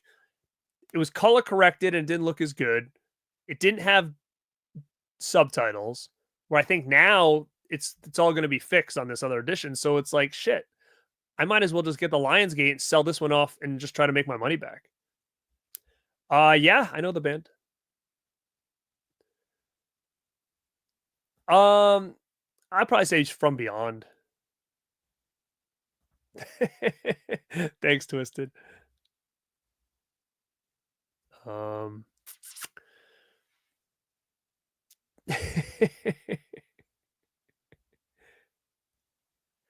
I don't think I'm missing any more Halloween DVDs. I don't think. I need a couple VHS tapes though. Ooh, a little super chat. You know, a couple things. We did a Radpack episode on this. So if you guys go to the Radpack podcast channel, you'll see we did Lost Boys versus Fright Night. I actually think maybe if you go on my channel and go to the playlist, hit Radpack, you'll find that episode. It was a great episode, by the way. And we said Lost Boys, but I'm always the one on the fence about it more than I think like Mel is. She's very much Lost Boys. I'm very torn, man. Like there's elements of both that I really, really love. I think Fright Night's a better movie. Overall. But I could be biased too because I'm a sucker for suburban horror, which I'll throw it out there. That's going to be my list video. Is going to be talking about suburban horror. So you'll see Fright Night being talked about again next week. It's hard for me, man. It could switch any day. I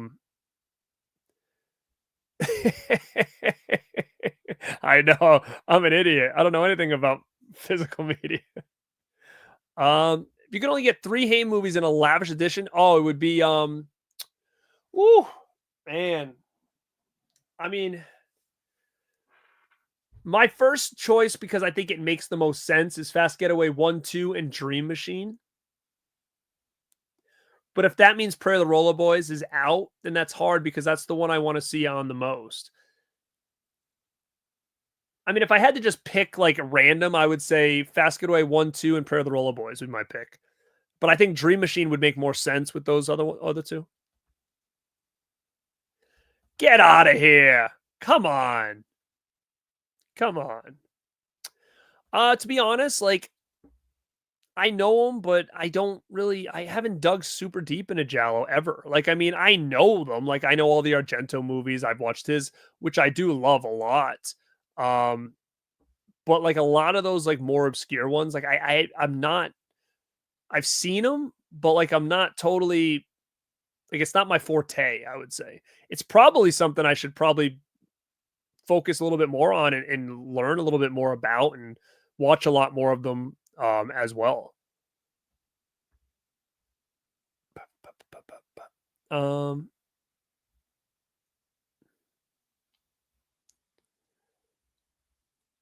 I mean, dude, just for me, and again, some people might think it's silly to have multiple copies, but it brings me more joy looking at these DVDs from a nostalgia standpoint than it does holding a 4K. And I don't know if it just has to do with like half of those movies I found at stores. It was like the Thrill of the Hunt. Each one has a memory, not each one, but a lot of them do.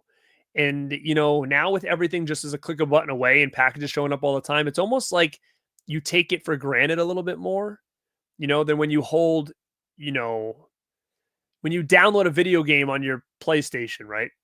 And then that day of going to Electronic Boutique and taking Resident Evil 2 home for the first time, that's always going to have a special place in your heart. I think more important than playing the brand new Resident Evil game. I think there's always going to be some kind of connection to that memory. And I think it's kind of the same when I look at some of these VHS tapes and these DVDs, because I was at a specific age around that point where this was like everything to me. And I kind of felt at the time I was on a island alone. I had some friends that were into it, but not to the extent. My uncle was into it, right? So that was somebody. My friend Keith. But you just really kind of had those times where you were like out by yourself and searching for these things and spending hours because you really didn't have anything else to do at these stores and you know reading the back and everything is so quick now. Everything is so by the click of the button. Where back then it was just more meaningful. So when I look at some of these editions, even when I get new ones, like let's say I get something off eBay that I never had before, I'll have it up there and I'll look at it. I'm like, oh man, I remember seeing this at the store and I couldn't afford it that day. And then I never saw it again. But now I have it. Like it is something magical about that. Um, to some people, they might find it stupid because it's like, hey, you have that movie already. I get it. I get it. But that's what I think keeps this hobby of loving movies and physical media strong is that everybody has different things that really brings them to that point um with their collection. um oh, that's what it was. Yeah. High Tension didn't have the English dub, which I want. I would want that.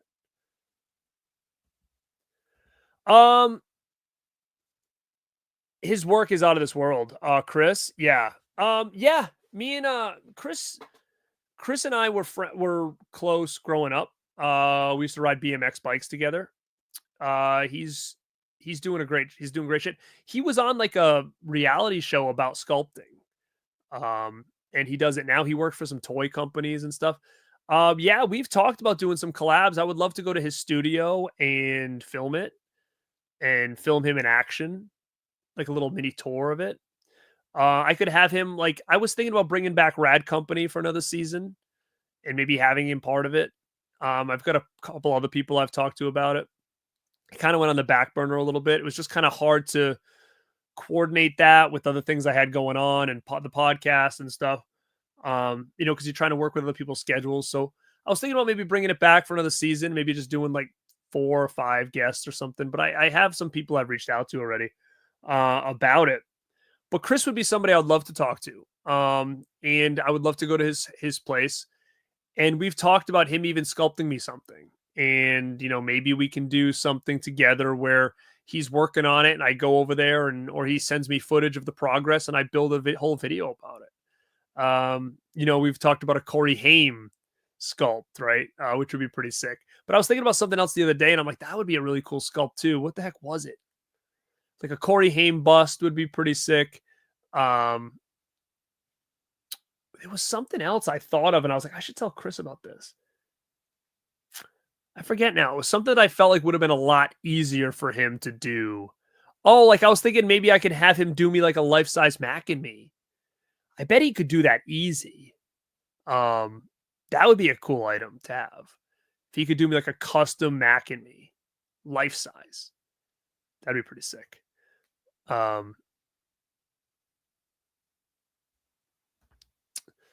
What up, Crazy Joe? You just got back from seeing Cyndi Lauper. She was just here a couple days ago. I love Cyndi Lauper. She sang True Colors. It's like my favorite song from her.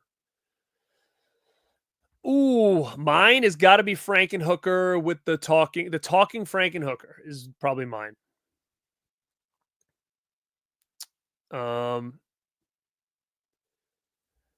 There's 4 editions. There's 4 Red Cross boxes. I do a full video on it, guys. Go check out my playlist, Anchor Bay Archives. Check out the story of Sleepaway Camp box set. I talk all about it, and we'll be doing a video in August for the Anchor Bay Archives podcast, talking about the real story behind that. So if you want to learn about it, the real story from people who worked for the company during that time, keep your eyes and ears open. But there's 4 boxes. Oh boy.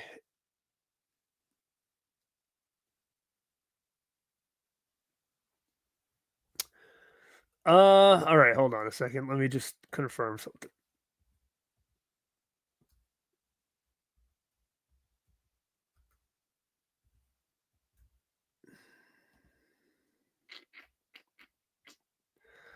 Uh, I'm just going to my messages for a second. I just want to make sure he has he hasn't reached out to me right now.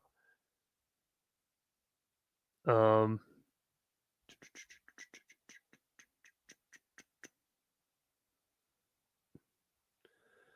let me see. Let me see.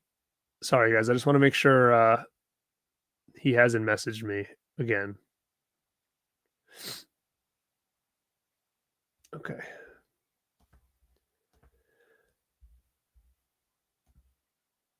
Why am I biased?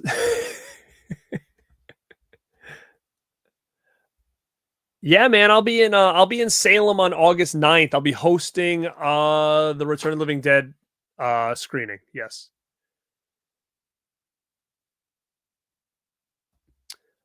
I didn't know that.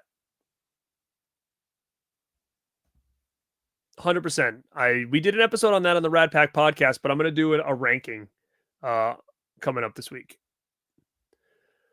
Definitely I would love to see Over the Top. Unfortunately, I just bought a steelbook, so that would kind of be a bummer if they did that. I do, man. I have it. I actually might have it right here. Let's see. Oh no, it's on the shelf, but I do it. It's the first ever one. That's another thing too with this. It's kind of wild, but to me, it's really cool. Is like I'm really trying to get like some of the first year Anchor Bay releases. So like in my head, like that's the Halloween's like first ever edition on DVD, right? So it's almost like a rookie edition. I'm looking at a lot of those where you're getting the first ever time that this movie hit DVD. Has been pretty cool. So I grabbed, I grabbed Prom Night. So this was the first Prom Night ever on DVD from Anchor Bay. So I'm like looking at stuff like that, something a little bit different. I think that's really cool. I do remember that. They came out with it twice. Fun, Bobby. Nice picture, by the way. Yeah, that was a big deal. I ended up selling. They came out with a second one, which was like an anniversary and it had some features. I sold the first one to get to that one. I still feel like I have that one. Good night, William. Yeah, those are great. I think the reason I didn't say those is because I already have them on. Well, at least I have the other two on Blu-ray. I know a lot of people don't, but I do.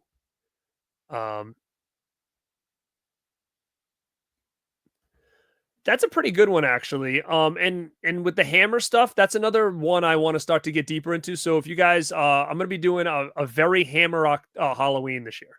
Very Hammer Halloween is going to be my theme for October. I'm going to dive into a bunch of Hammer stuff in October.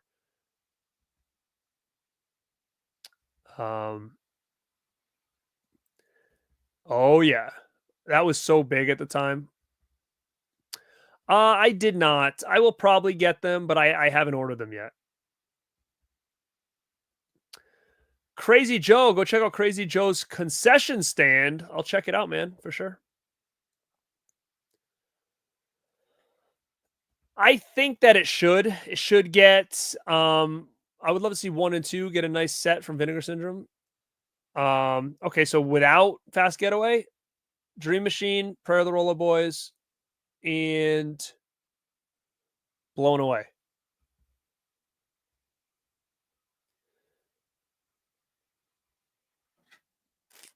Rankings are hard. Rankings are hard. Because what happens with rankings is, let's say you do a top 10, right? If you put something at 9 or 10, people assume you hate it. And it's like, no, dude, these are top 10. Like, these are 10 movies that I absolutely love. So that's why it's tricky, too. It's tricky to do because you always can, like, switch them back and forth. But it's tricky to do because people always just need an assumption that, like, if they love a movie that's number 10, they're pissed that you hate the movie, which makes zero sense. You just pick 10 movies out of, like, thousands. 10 of your favorites. So they are kind of not easy to do. Agree, man. And we're really trying to get people and guys, if you're not following the Anchor Bay Archives Instagram page, you got to follow it. It's been killing it with people posting Anchor Bay stuff and collaborating with us and getting put on the page. It's just going to show that like we're creating a market now for these old school physical media editions that people were so fond of.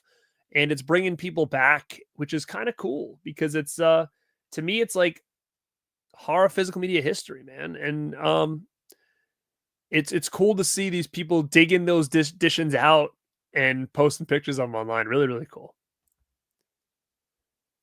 Dude, 100%. I even ones like I'm gonna try to see if I have any over here. Oh, like even like this not those. There was one I had over here earlier, and it was like one I bought on eBay. And when you looked at it, it had a video store on the bottom sticker, but it was like from like Ohio, and you kind of like, oh wow, that's kind of cool, you know. I wonder what that place was like. I love Vamp. If you guys haven't, check out my you're gonna have to dig for it. Check out my rad lists playlist and check out my top 10 favorite vampire movies. You'll see that one on there. If you guys like list videos, I have a whole playlist full of list videos that you guys can binge through if you're looking for stuff. You can find out my favorite werewolf movies, vampire movies. You can find out, you know, underrated movies from the 70s, underrated movies from the 80s, things that I think you guys haven't seen. Check out all that stuff. It's a fun watch to go through that playlist. Sorry, I'm scrolling, guys. I'm scrolling. I don't want to be on here all night. I just want to see if anybody else popped in. Yeah, I mean, for me, what I've seen so far, I don't really need anything. I mean, I think the Shark box set looks pretty cool. I'm like kind of a sucker for shark movies. As far as anything else, there was nothing that I was like, oh, I need that. So I don't know if there's going to be a surprise, but as of right now, I'm not totally sold on anything yet. Heck yeah. Imagine like a life-size Mac. He'll have a red t-shirt, and then you can make the teddy bear suit that he can like get in and out of. That'd be sick. Andrew Reber, welcome to the chat, man. I'm glad you popped in to say hello. We are almost on our way out, but man, thank you for being here. Make sure you're sub to the channel and hit the notification so next time I go live, you don't miss it. You can come back in and say what's up and chat it up with everybody in here. My favorite toy line, probably NECA still. Probably NECA.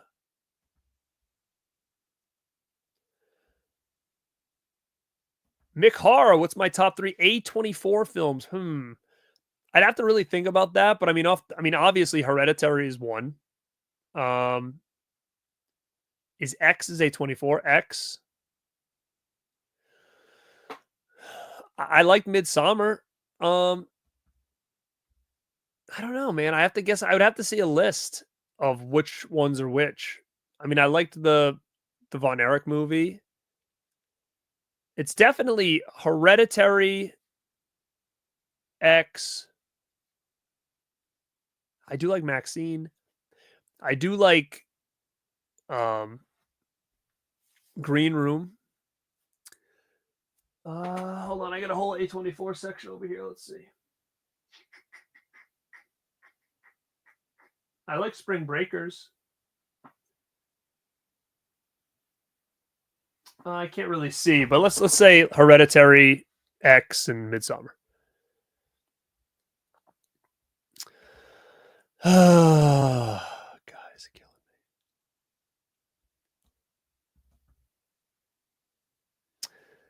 me. Hey, man, I thank you for that. Those are a couple things I like to do. I like discovery. I like to help you guys discover movies to pick up on physical media or to check out. Because that's why I get into watching YouTube. People like Wet Movie 1, Piz Owl, Dead Pit, Cool Duder, like B Junior. These are people I was watching, and they were the ones that were introducing me to movies that I never heard of. And I would trust their judgment, and then I would go pick them up and check them out. So I like to be able to still do that because I have so much stuff that maybe I can introduce some people to some gems that they didn't know existed. And it's helping keeping physical media alive. It's helping keeping horror history alive. You know, I don't know if a lot of these kids, you know, they go see all the stuff in the theater, or they go backwards to find out the movies that kind of got them to the dance. I don't know. So, you know, watching the channel, hopefully it'll open people's eyes to some of this stuff, because it was opened my eyes for my uncle in many different ways. And it's been huge for me. So I'm hoping to kind of do that for you guys too. And then just kind of talk to you guys about physical media stuff because I've been doing it a long time and it's a different world out there now. But if we can, you know, make it work and enjoy our collections and enjoy this hobby together, then it's all worth it. I'd get in a cage match with CK if he'll actually show up because we've always talked about me going to Kentucky, but then it's like, well, I can't stay out all weekend. I can't stay at a hotel. So I don't know. We'll see. I think he should just have me stay at his house. That's what he should do. But maybe someday. Maybe someday. I've been in a ladder match before, but I've never been in a steel cage match before.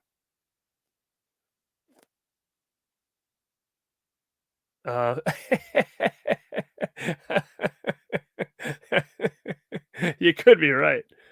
The scammer story, I talked about it earlier. I talked about another edition, another show I did the other day.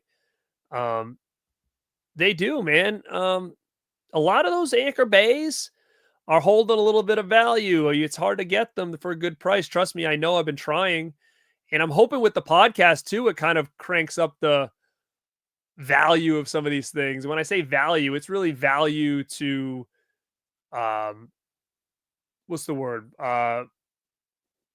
Like how much are available? Like what do they call that when prices go up because quantity goes down, product goes down. I'm hoping to kind of create a little market where people want this stuff, and then they become valuable because everybody wants it again. So again, if we can create a niche market into this like horror anchor bay DVD realm, I think that would be fun, man. Be something different. Um, you know what, dude? That I don't have any of those. I don't have any of those. I have all the VHS ones that match that, but I don't have the clear case ones. And I've looked, it's hard to find the ones without cracks. I live in Little Old Rhode Island. Um, oh, it's coming. It's coming Friday. Oh shit! I'm very excited for that. I'm actually going to see Teenage Mutant Ninja Turtles in the theater again on like 2 weeks or something.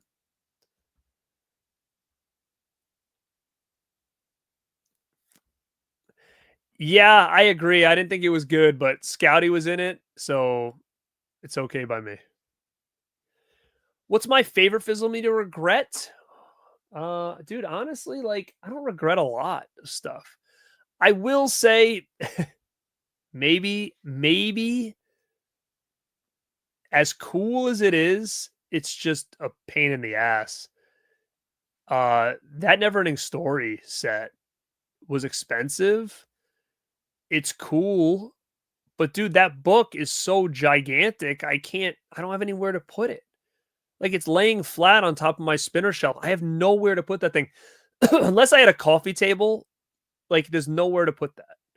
So I'm gonna say for the price and for the size, I kind of regret it. I probably could have done without it. Um, I actually found Pearl the worst personally. That was my least favorite. Um, yeah, they're all A24. That was my least favorite of the bunch. I liked it, but I think when I take the other two, I like them better.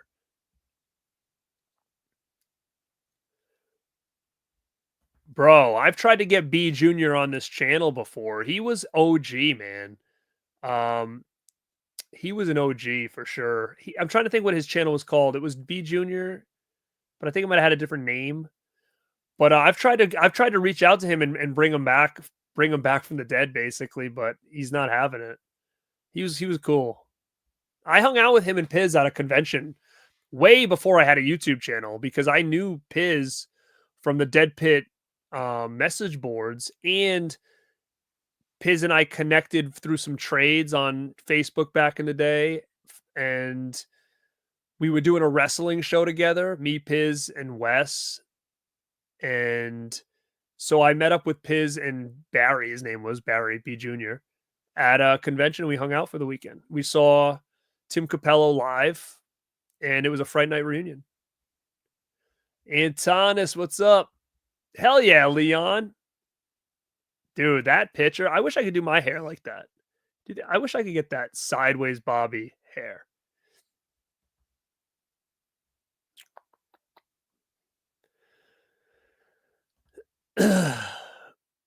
I said you'll get your stuff. Yeah.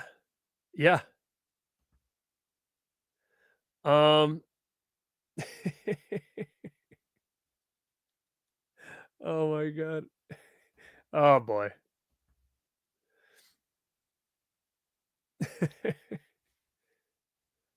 Bro, I just got it too. Look at it.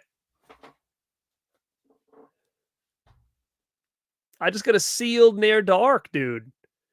Wow, look at that, man. We thinking the same, Twisted. I have near dark already, but I was like, this is one of their best editions ever. If I can find one sealed, that'd be sick. And I did.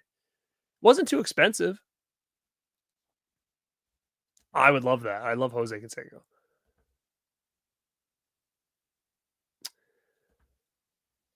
Actually, you know what? I did not. So if people ask me what other editions from Anchor Bay I need for Halloween, I need anything UK. I don't have somebody from the UK, an Anchor Bay collector, reached out to me because he's going to come on the channel and talk about all the UK stuff he has.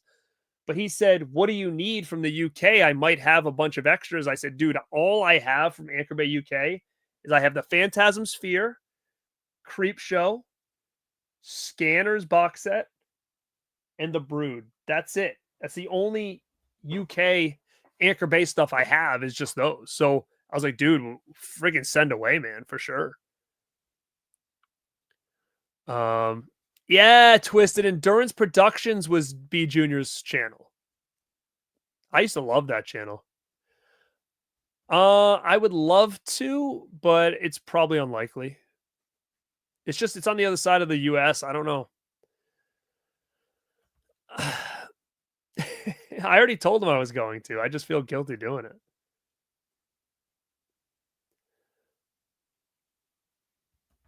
Yeah, it is pretty. I'll be honest. It is pretty. I can understand that people are like, why the hell are you doing that? I get it. Put it this way, I'm bored as a collector now. Like, it's even though there's 1,000 things coming out, I'm not looking to replace everything I have. That's the problem when everybody's like, I wish that was a 4K. I don't wish it was a 4K. Like, I don't want to keep replacing the same shit over and over again. I want to build my collection more. Give me stuff I don't have.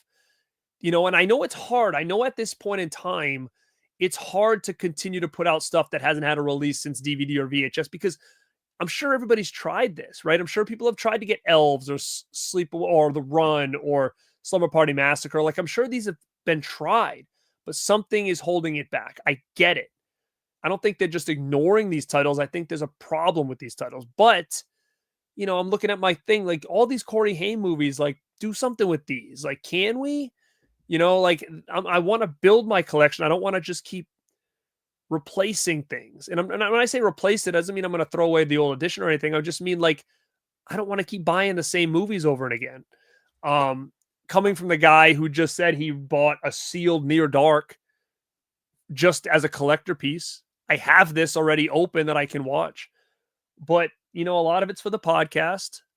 A lot of it's to promote the podcast. A lot of it's because I'm getting a lot of FOMO for that stuff. Like, I have a sealed Dawn of the Dead Ultimate, sealed Near Dark, sealed Phantasm. Like some of these editions, like, that were big editions for them. Like, if I can find one sealed just for a collecting purpose, I'll probably snag it. But it needs to be special ones like the Evil Dead Ultimate, the Reanimator with the pen, shit like that.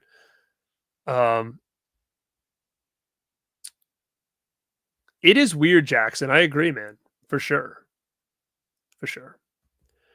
All right, guys, I'm starting to lose my voice. I've been in here way longer. Hopefully we're over 100 likes.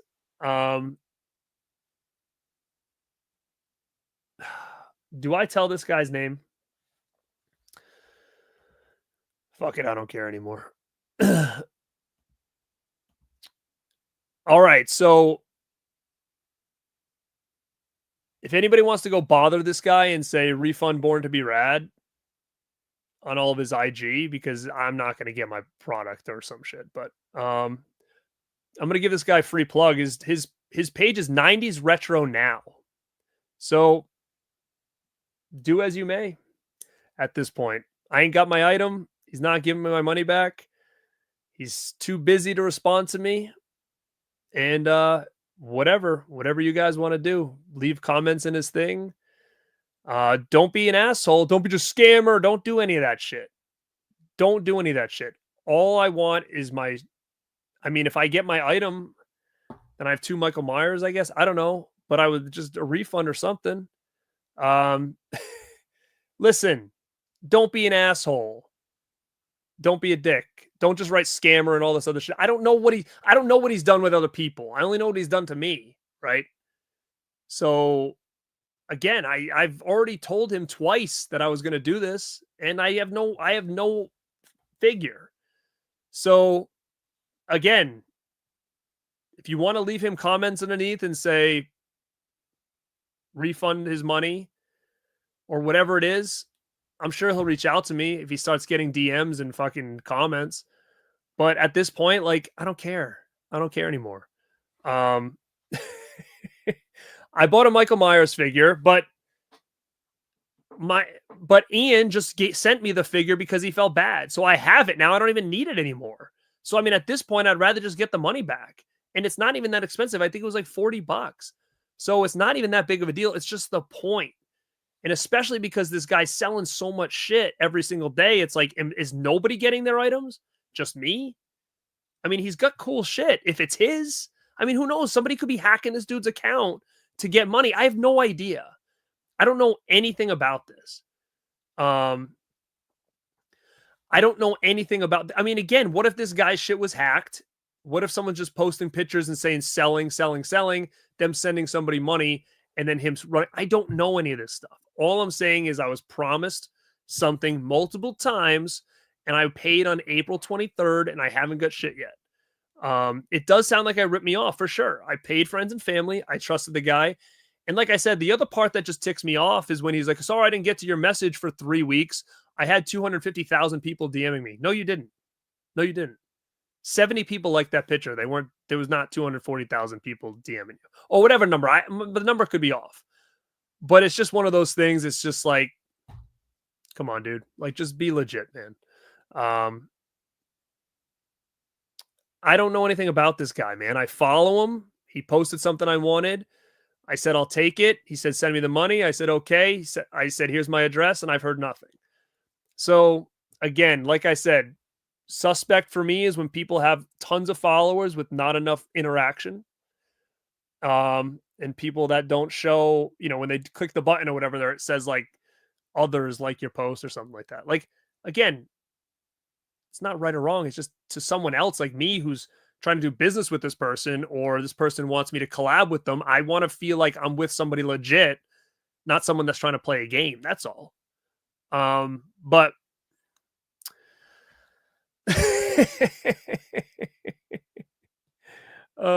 yeah, it was those 3 figures, dude. It was the 3-figure picture. Yes. April 21st sounds good because I sent him money on April 23rd. And I forget, I might have bought 2. I forget now. I think I don't remember what I did, but I sent him money on the 23rd. Yeah, it is cool stuff. And again, I don't know if he's a scammer in general, if it's just me. Maybe he sold the figure and instead of refunding me, he's trying to like make up. I don't know what he's doing. I don't know. And I hate doing this, but it got to a point where it's like, I don't need the figure anymore. Like, Ian hooked me up. Ian was legit. I don't need the figure. Give me a refund.